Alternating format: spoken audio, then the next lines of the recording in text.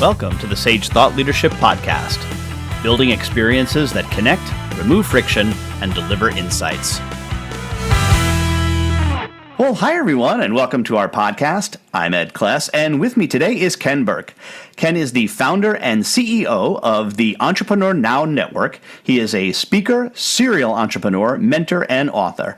Ken founded MarketLive, a market-leading enterprise-class e-commerce software platform used by major merchants generating $2 billion in online sales through the platform. He sold MarketLive to Vista Equity Partners in 2016, and Ken has taught at well over 10,000 entrepreneurs how to successfully start and grow their companies. His courses are viewed by students all over the world. Ken recently published his book, Prosper: 5 Steps to Thriving in Business and in Life. Welcome to the Sage Thought Leadership Podcast, Ken Burke. Thank you so much, Ed. Great to be here. So first off, Ken, why do you do what you do? Yeah, it's interesting why I do what I do now. I mean, certainly entrepreneurship flows from my blood. I think like every entrepreneur, we can all identify with the fact that when we were kids, for some reason we thought a little different, we acted a little different, and entrepreneurship just kind of went along with us. And if we're discovering entrepreneurship later in life as well, which I do find, a lot of people in their 30s, or I would say 40s and 50s, and even 60s saying, you know what, I don't want to do what I did in the past. I want to really enter the second phase of my life, which is entrepreneurship. I'm seeing that a lot with the folks that I work with and people that use our site and everything. So I'm always very encouraged about that as well. But why I do what I do is I already had a successful exit. And now I want to teach and kind of pay it forward a bit as well. So that's, and working with entrepreneurs is an absolute thrill of mine. So, that's what I enjoy doing. And before we started recording, you mentioned that you think there's a specific mindset around entrepreneurship. So talk a little bit about that. Yeah, well, there's absolutely a mindset. In fact, I have a course that I give away usually for free on our website. If you buy something, you get that course. And it is how to supercharge your entrepreneurial mindset. And really, it's all about, what happens up in your brain, up in your head. Entrepreneurs are driven by their heart, but sometimes we forget about some of the basic things that need to be done as an entrepreneur. So the first thing I tell entrepreneurs is focus, focus, focus. The last thing we want to do as entrepreneurs is focus. And the first thing that I tell you is to focus, because entrepreneurs are notorious for saying, hey, my product can solve every problem, or my product can solve a problem to everyone as well. And I always say, when you try to talk to everyone, you talk to no one. You've got to have a very specific focus. People buy from experts. So one of the things I always tell entrepreneurs is you are already an expert. You just may not be really good at telling the world that you're an expert, maybe because you're an inventor or an engineer. Even marketers and salespeople sometimes are not as boisterous as they need to be. So a couple of things. One is be really, really good at one thing.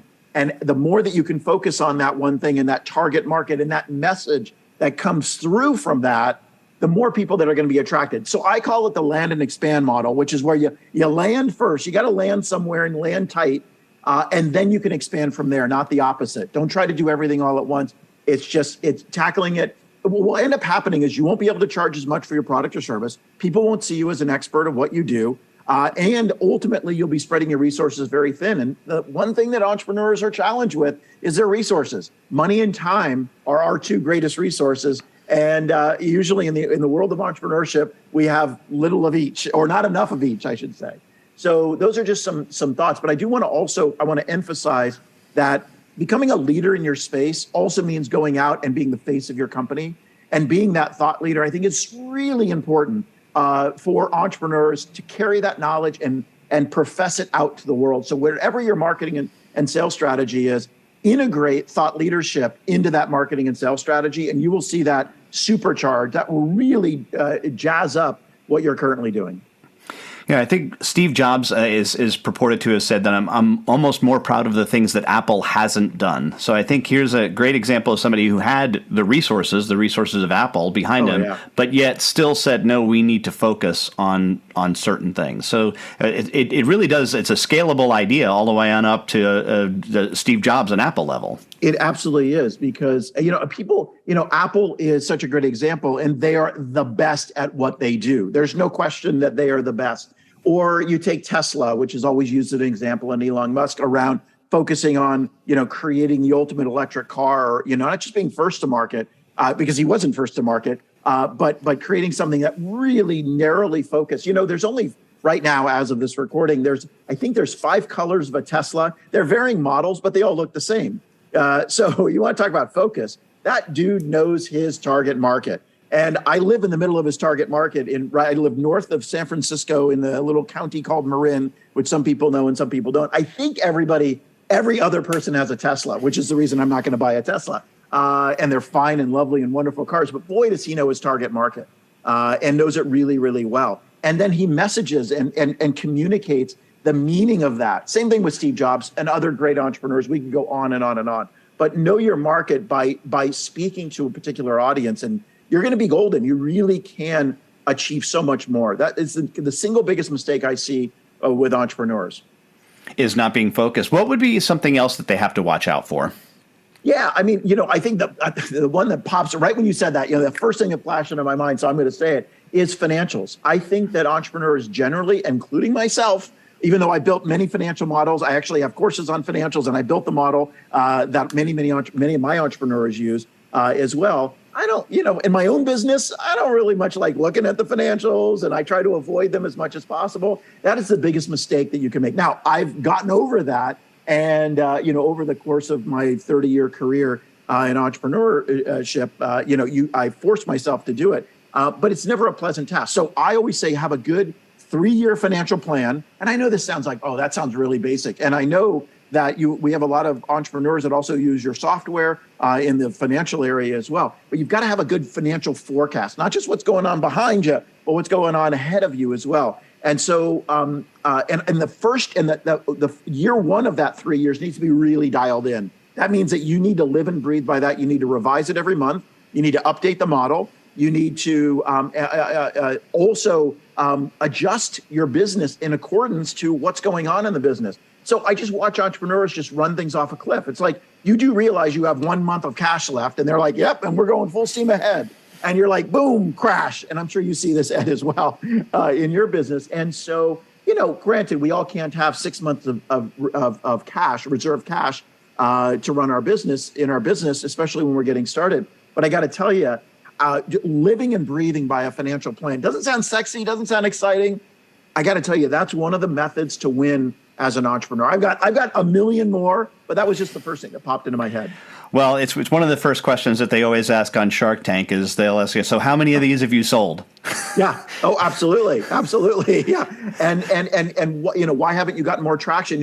If you're ever going out for VC money or angel money, that's the first thing that an angel investor, they'll always say, you know what, we love your idea. I mean, this is playbook 101 from a VC or an angel.